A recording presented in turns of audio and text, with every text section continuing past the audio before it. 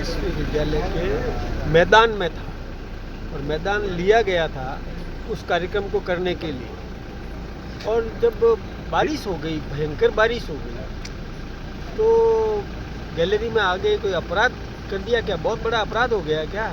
मानवता का तकाजा नहीं है क्या? इतनी इंसानियत कांग्रेस की मर चुकी है क्या? वो इतना ही नहीं समझ पाते कि जब बारिश हो गई है तो वो एक शेल्टर लेने के लिए यदि परिसर के अंदर कैंपस में और गलियारे में आ गए तो कोई गुनाह नहीं किया।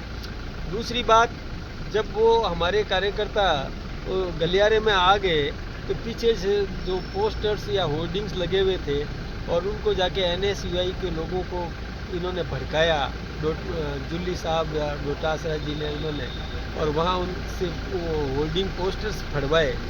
ये क्या है?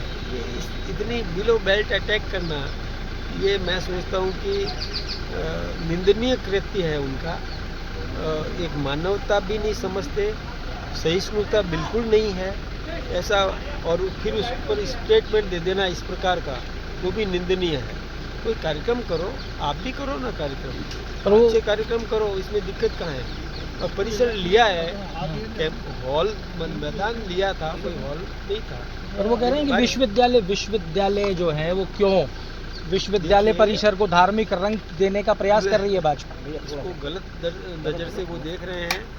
विश्वविद्यालय परिसर कई आयोजनों में मांगा जाता है, लिया जाता है, देने की परंपरा भी है, सार्वजनिक कार्यक्रम करने की परंपरा भी है। लोग तो कई शादियों में भी लेते हैं, कई और प्रयोगों में भी लेते ही हैं, मिलता है।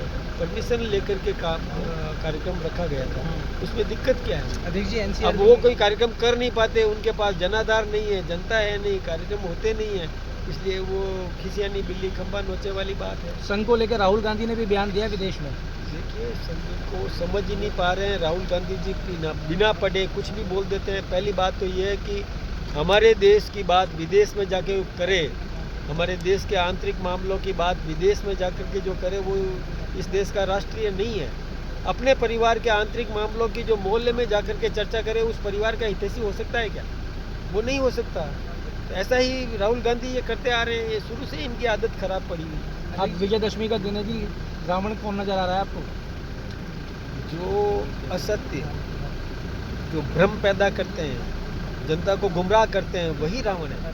उसका अंत होना निश्चित है, अंत करना ही चाहिए, जनता कर देगी। क्या हुआ है क्या रावण का? हर साल रावण पैदा हो जाता है, ये होते हैं, लेकिन उसका अंत करने वाले भी पैदा हो गए, पैदा हो रहे हैं। और मैं तो चाहूँगा कि समाज में जागृति पैदा करो कि रावण को जन्म लेते ही उसको वही धराशायी करो। देखिए, NCRB की रिपोर्ट आई है 2023 में प्रदेश दुष्कर्म में नंबर 1 था। हालांकि मंत्री जी कह रहे हैं कि अब स्थिति सुधरी है।